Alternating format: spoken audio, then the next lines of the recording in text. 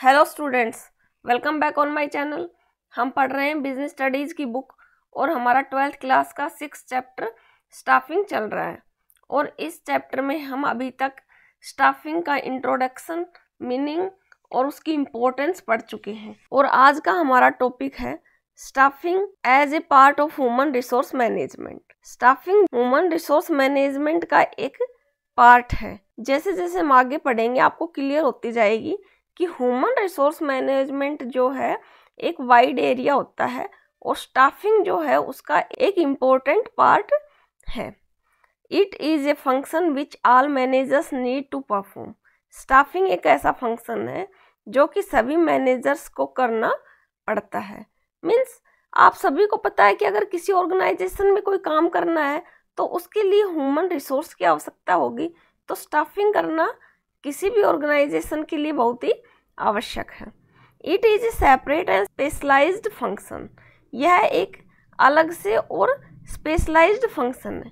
Means इस function को करना बहुत ही आवश्यक है। जैसे कि हम अभी पढ़ रहे हैं मैनेजमेंट के फंक्शंस। तो मैनेजमेंट के जो फंक्शंस होते हैं उसमें फर्स्ट प्लानिंग होता है, उसके बाद ऑर्गेनाइजिंग की जाती है और उसके बाद जो है स्टाफिंग की जाती है। तो यह एक सेपरेट फंक्शन है और एक बहुत ही स्पेशलाइज्ड फंक्शन है। And there are many aspects of human relations to be considered. और इसमें ह्यूमन रिलेशन से रिलेटेड बहुत सारे जो एस्पेक्ट्स हैं, जो पहलू हैं, उनको इसमें कंसिडर किया जाता है। It is the job of managers to fill positions in their organisation. यह मैनेजर्स की जॉब है कि वो जो ऑर्गेनाइजेशन है उनका, उसमें जो पोजिशंस हैं ह्यूमन रिसोर्स की, वो फिल करें। And to make sure that they remain occupied with qualified peoples. और वो ये निश्चित करें कि जो उनका ऑर्गेनाइजेशन जो है वो हमेशा क्वालिफाइड लोगों से ऑक्युपाई रहे। मीन्स उसमें क्वालिफाइड लोग अवेलेबल हों जिनको उस ऑर्गेनाइजेशन में रिक्वायरमेंट के अकॉर्डिंग काम आता हो। Staffing is closely linked to organising. जो स्टाफिंग का जो फंक्शन है वो क्लोजली ऑर्गेनाइजिंग से लिंक्ड है। ये तो हमें पहले से ही पता है क्योंकि जो मैनेजमेंट के फंक्शन हमने पढ़ा, तो जो स्टाफिंग फंक्शन है वो ऑर्गेनाइजिंग के बाद आता है। Since after the structure and positions have been decided, people are required to work in these positions. एक बार ऑर्गेनाइजेशन का स्ट्रक्चर बना दिया जाता है और उसमें पोजीशन डिसाइड हो जाती हैं कि किस किस पोजीशन की ऑर्गेनाइजेशन में रिक्वायरमेंट है, तो उस पे पोजीशन पे काम करने के लिए जो लोगों की जो रिक्वायरमेंट है उनकी पोजीशन फिल की जाती है। Subsequently they need to be trained and motivated to work in harmony with the goals of the organisation. और उन पोजीशन को फिल करने के बाद एम्प्लॉयज को टाइम टाइम पर ट्रेनिंग देने की आवश्यकता होती है और उनको मोटिवेट करने की आवश्यकता होती है उस काम को करने के लिए, ताकि जो ऑर्गेनाइजेशन के जो गोल हैं उनको अचीव करने में कोई दिक्कत ना हो। The staffing is seen as a generic function of management. इसलिए हम कह सकते हैं कि जो स्टाफिंग है वो मैनेजमेंट का एक बहुत ही इम्पोर्टेंट फंक्शन है। The staffing functions deals with the human element of management. जो स्टाफिंग फंक्शन है वो मैनेजमेंट के ह्यूमन एलिमेंट से डील करता है। Managing the human component of an organisation is the most important task. Organisation है उसमें ह्यूमन जो कंपोनेंट है उसका सही तरीके से मैनेजमेंट करना एक इम्पोर्टेंट टास्क है। Because the performance of an organisation, क्योंकि किसी भी ऑर्गेनाइजेशन की जो परफॉर्मेंस है उसके जो ऑब्जेक्टिव्स अचीव हो सकते हैं वो इस बात पे डिपेंड है कि how well this function is performed. उस ऑब्जेक्टिव को अचीव करने से रिलेटेड जो फंक्शंस किए जा रहे हैं वो कितने अच्छे तरीके से किए जा रहे हैं, और उनको अच्छे तरीके से करने के लिए किसकी आवश्यकता होगी? ह्यूमन रिसोर्सेज की। हाँ, हम कह सकते हैं कि जैसे मशीन वगैरह की भी उसमें रिक्वायरमेंट होगी, लेकिन उस मशीन को चलाने के लिए, उस टेक्नोलॉजी का यूज करने के लिए भी किसकी आवश्यकता होगी? ह्यूमन रिसोर्सेज की। इसलिए ह्यूमन रिसोर्स एलिमेंट है वो किसी भी ऑर्गेनाइजेशन के लिए बहुत ही इम्पोर्टेंट है। The success of an organisation in achieving its goal is determined to a great extent on the competence, motivation and performance of its human resources। किसी भी ऑर्गेनाइजेशन की जो सक्सेस है वो बहुत अधिक तक किस बात पे डिपेंड है कि जो उसकी ह्यूमन रिसोर्स है, कितनी उनके अंदर कंपिटेंस है, कितनी उनके अंदर क्षमता है, कितनी उनके अंदर एबिलिटी है, कितनी उनके अंदर योग्यता है, वो कितने मोटिवेटेड है। ये नहीं कि अगर इम्प्लॉयज डीमोटिवेटेड रहेंगे, उनका काम करने का मन ही नहीं करेगा, तो ऑर्गेनाइजेशन का जो ऑब्जेक्टिव है वो अचीव नहीं हो पाएगा। और वो जो ह्यूमन रिसोर्सेज हैं उनकी परफॉर्मेंस कैसी है, मीन्स वो अपना काम अच्छे से कर रहे हैं कि नहीं। ह्यूमन रिसोर्स के कंपिटेंस, मोटिवेशन और परफॉर्मेंस किसी भी ऑर्गेनाइजेशन की सक्सेस को डिसाइड करती है। It is the responsibility of all managers to directly deal with and select people to work for the organization। Managers की यह रिस्पॉन्सिबिलिटी है कि वो डायरेक्ट डील करें ह्यूमन रिसोर्स से और ऑर्गेनाइजेशन के लिए सही जो एम्प्लॉई हैं, जो पीपल हैं, उनको सेलेक्ट करें। When the manager performs the staffing function, his role is slightly limited। जब कोई मैनेजर स्टाफिंग फंक्शन का जो रोल है उसको परफॉर्म करता है, मीन्स एम्प्लॉयज़ का सिलेक्शन करता है, तो उसकी जो है कुछ लिमिटेशंस होती हैं। वो लिमिटेशंस क्या क्या हैं? Some of these responsibilities will include, manager की कुछ रिस्पॉन्सिबिलिटीज़ होती हैं, उसमें क्या क्या इंक्लूड होगा? Placing the right person on the right job. ऐसा तो नहीं कर सकता कोई मैनेजर कि किसी भी एम्प्लॉय को जिसको उस पोजीशन के रिगार्डिंग कुछ नहीं आता उसको उस पोजीशन पे अपॉइंट कर देगा।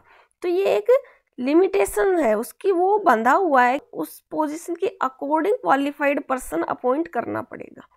Introducing new employ to the organisation, और उसको ऑर्गेनाइजेशन में नए एम्प्लॉयज़ को इंट्रोड्यूस करना पड़ता है। ट्रेनिंग एम्प्लॉयज़ को ट्रेनिंग देनी होती है। इम्प्रूविंग देयर परफॉर्मेंस, उनकी परफॉर्मेंस को इम्प्रूव करना पड़ता है ट्रेनिंग देकर। डेवलपिंग देयर एबिलिटीज़, उनके अंदर जो एबिलिटी है काम करने की उसको डेवलप करना पड़ता है, उसको बढ़ाना पड़ता है। मेंटेनिंग देयर मोरल, और जो एम्प्लॉयज़ काम कर रहे हैं उनका मोरल जो है वो डाउन नहीं होना चाहिए, उनकी मोरल को हाई करने की कोशिश करता है, उनकी अलग अलग तरीके से हेल्प करके। Protecting their health and physical conditions, और उनकी जो हेल्थ है और उनकी जो फिजिकल कंडीशन है उसको इम्प्रूव करने की कोशिश करता है एक मैनेजर। ये सारी रिस्पॉन्सिबिलिटी किसकी होती हैं? एक मैनेजर की होती हैं। इन स्मॉल ऑर्गेनाइजेशंस मैनेजर में perform all duties related to employees salaries, welfare and working conditions. और जो छोटे ऑर्गेनाइजेशन में होते हैं उनमें एक मैनेजर्स को सारी जो ड्यूटीज़ होती हैं किस किस से रिलेटेड, एम्प्लॉयज़ को सैलरी देने से रिलेटेड, उनके वेलफेयर से रिलेटेड, जहाँ पे जो एम्प्लॉय काम कर रहे हैं उनकी वर्किंग कंडीशन क्या है, ये सब जो है एक मैनेजर्स इन ड्यूटीज़ को फुलफिल करता है एक छोटे ऑर्गेनाइजेशन में। But as organisations grow and number of persons employed increases, लेकिन जैसे जैसे ऑर्गेनाइजेशन जो है ग्रो करते हैं, ऑर्गेनाइजेशन में जो काम कर रहे हैं एम्प्लॉय उनकी संख्या जैसे जैसे बढ़ती जाती है, तो ये जो ड्यूटीज़ इनको फुलफिल करने के लिए एक सेपरेट डिपार्टमेंट बना दिया जाता है। तो यहाँ पे ना अभी आपको क्लियर हो जाएगा कि स्टाफिंग में क्या होता है। स्टाफिंग में जो स्मॉल ऑर्गेनाइजेशन होते हैं उनमें भी स्टाफिंग करनी होती है, लेकिन उसमें जो एम्प्लॉयज़ होते हैं उनके वेलफेयर, उनकी वर्किंग कंडीशन क्या होगी, उनकी सैलरी क्या होगी, और उनको ट्रेनिंग देने से, उनका डेवलपमेंट करने से ये जो सारी एक्टिविटीज़ जो हैं ये एक मैनेजर करता है। लेकिन जैसे ऑर्गेनाइजेशन बड़ा होता है और जब एम्प्लॉयज़ की जो संख्या वो बढ़ जाती है तो इसके लिए एक सेपरेट डिपार्टमेंट बना दिया जाता है, और उस डिपार्टमेंट को हम क्या कहेंगे? Human resource department. A separate department called the human resource department is formed which has specialist in managing people।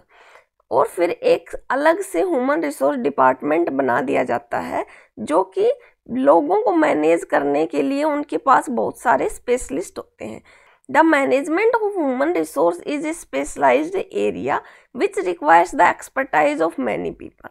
The number of human resource specialists and size of the department gives an indication of the size of the business as well.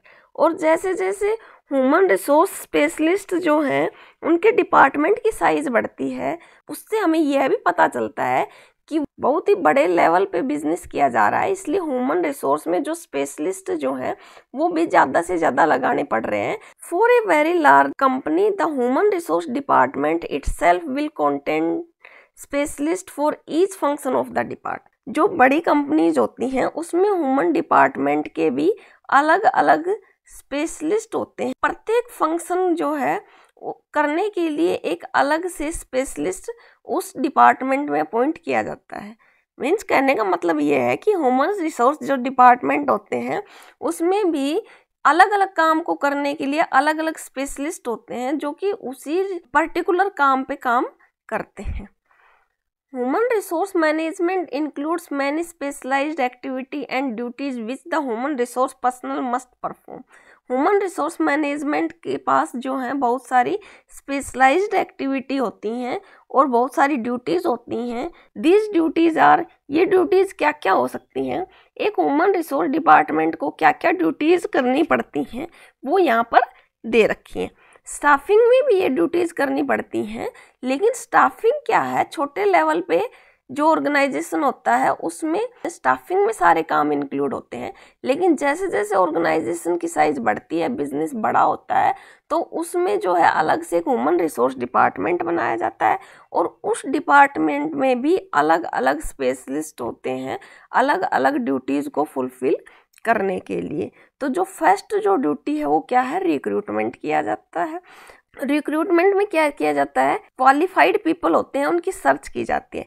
जैसे कि ये जो campus placement होते हैं colleges वगैरह में, university वगैरह में, वहाँ से जो पास आउट जो स्टूडेंट होते हैं उनको वहाँ से उनका प्लेसमेंट किया जाता है, स्टूडेंट्स का सिलेक्शन करते हैं. Second, analysing job, collecting information about jobs to prepare job descriptions. Job के लिए के रिगार्डिंग इंफॉर्मेशन कलेक्ट करते हैं और फिर जॉब का एक डिस्क्रिप्शन तैयार करते हैं. कहने का मतलब ये है कि जो वैकेंसी है ऑर्गेनाइजेशन में, तरह के एम्प्लॉयज की रिक्वायरमेंट है, उसके लिए क्या क्या क्वालिफिकेशन एक एम्प्लॉय में होनी चाहिए, ये सारी जो है इंफॉर्मेशन कलेक्ट की जाती है. थर्ड जो है, developing compensation and incentive plans. जो एम्प्लॉयज काम कर रहे हैं उनको कंपनसेशन देने के लिए या फिर उनको इंसेंटिव प्लान्स देने के लिए, इसके लिए एक अलग से डिपार्टमेंट बनाया जाता है. Fourth, training and development of employees. Employees को ट्रेनिंग देने के लिए और उनका डेवलपमेंट करने के लिए, कि अगर जैसे कोई एम्प्लॉयज है उनको कुछ नहीं आता है और उनको कुछ और ज़्यादा सिखाने के लिए उनको ट्रेनिंग दी जाती है उनका डेवलपमेंट करने के लिए, तो उसके लिए अलग से स्पेशलिस्ट काम करते हैं ताकि जो एम्प्लॉयज हैं उनके करियर में आगे ग्रोथ हो सके. मतलब कि अगर कोई एग्जीक्यूटिव है तो उससे आगे बढ़ के टीम लीड का काम कर सके, या फिर कोई टीम लीड है तो उससे आगे बढ़ के मैनेजर का काम कर सके. फिफ्थ जो है, maintaining labour relations and union management relation. जो लेबर काम करती है किसी ऑर्गेनाइजेशन में, लेबर के बीच में और मैनेजमेंट के बीच में रिलेशन बनाने के लिए, या फिर जैसे कि लेबर के ऊपर अगर यूनियन बनी हुई है उनकी, तो मैनेजमेंट और यूनियन के बीच में रिलेशन बनाने के लिए अलग से स्पेशलिस्ट अपॉइंट किए जाते. Fifth, handling grievances and complaints. अगर किसी ऑर्गेनाइजेशन में किसी तरह की कंप्लेंट्स आ रही हैं टेक्नोलॉजी के रिगार्डिंग या कोई आपसी मतभेद है किसी में, तो उसको भी सॉर्ट आउट करने के लिए अलग से स्पेशलिस्ट अपॉइंट किए जाते हैं. Seventh, providing for social security and welfare of employees. Employees को सोशल सिक्योरिटी देने के लिए, उनको उनके वेलफेयर के लिए काम करने के लिए, फैमिलीज हैं उनके लिए उनको हेल्प चाहिए किसी तरह की. उनको आजकल जो बड़ी बड़ी कंपनीज होती हैं वो मकान भी प्रोवाइड करवाते हैं अपने एम्प्लॉयज को. जैसे जैसे बड़ी कंपनी होगी तो उतने ही जो है अलग अलग स्पेशलिस्ट अपॉइंट करने पड़ेंगे. Eighth is defending the company in law suits and avoiding legal complication. अगर कोई ऑर्गेनाइजेशन बहुत बड़ा है तो उसके लिए तो लॉ के लिए एक अलग से एक डिपार्टमेंट ही बना दिया जाता है, या फिर जैसे कि अगर ह्यूमन रिसोर्स में डिपार्टमेंट में इसको इंक्लूड किया जाता है तो उसके लिए एक अलग से स्पेशलिस्ट अपॉइंट किया जाता है जिसको लॉ की नॉलेज होती है। इस प्रकार से हम कह सकते हैं कि स्टाफिंग जो है ह्यूमन रिसोर्स मैनेजमेंट का एक इंटीग्रल पार्ट है, लेकिन स्टाफिंग को हम पूरा ह्यूमन रिसोर्स मैनेजमेंट नहीं कह सकते, इनमें डिफरेंस होता है।